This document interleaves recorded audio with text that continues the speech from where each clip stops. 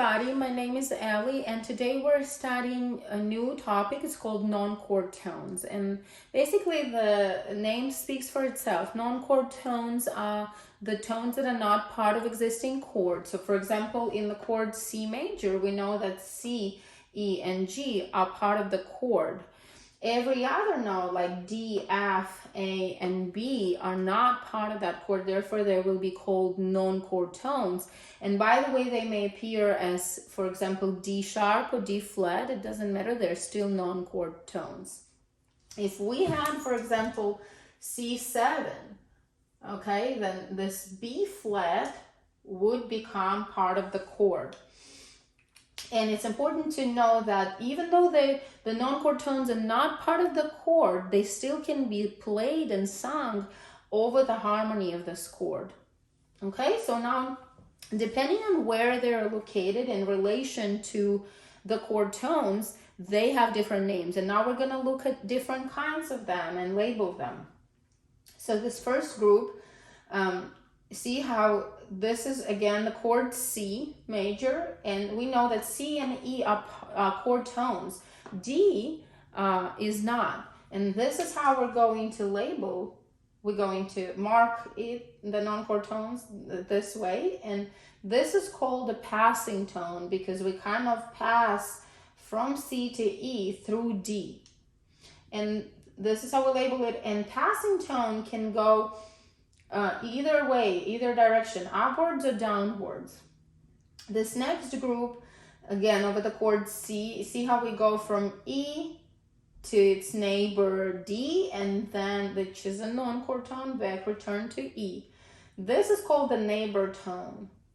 And neighbor tone both ways can go downwards or upwards. This next one is called appoggiatura, this tricky word, and see how over the chord C, C and E are both chord tones. See how we have this jump towards this non-chord tone F from C, and then this F is kind of leaning on E. That's the word appoggiatura translates into English as leaning. Okay, both directions, upwards or downwards. This next group is kind of similar to this one, but the opposite way. First we have this two neighbors, and then this jump down, or it can be jump up. It's called escape tone.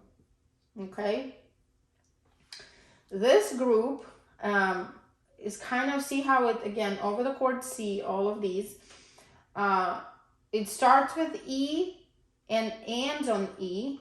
These two actually are two non-chord tones, and they appear together. They're called changing tones. Okay, they kind of dance around this note E, this chord tone. You can go both directions, upwards and downwards. And these last two are a little bit tricky, but I'm sure that you've encountered them before also.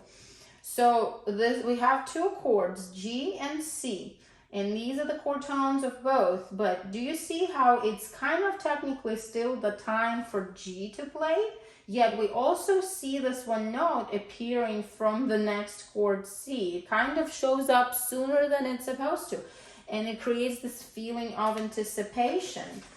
It sounds like this. Okay? I'm sure you've encountered that, and it's called anticipation. That's how we mark it. And then this last one is called suspension, and it's a little different kind of than this one.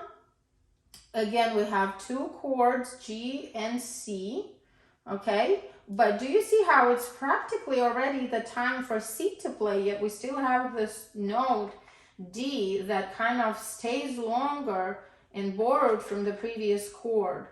And this is called suspension. Okay? And it sounds like this.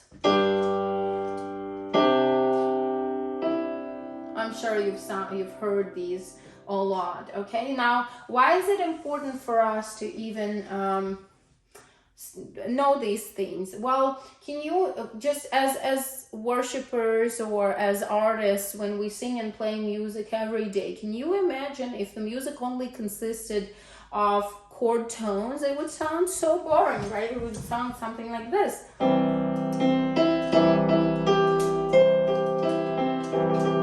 It would be so boring, right? So these non-chord tones are actually a necessary part of our music, because they are the tool to beautify our music. And so I'm sure every song has non-chord tones. Okay, just to give you an example, like, do you know, guys, the battle belongs to you? Okay, so it goes, battle belongs to you. Okay, so we have some passing tone, battle belongs to you, and some anticipation. Okay, so when we know these things, we can actually apply them when we write songs, when we accompany ourselves, or even just sing an existing song, just to be able to analyze and understand what is going on. So I hope it was helpful, and I hope you will be using this information. Thank you for being with me here. I hope you enjoyed it.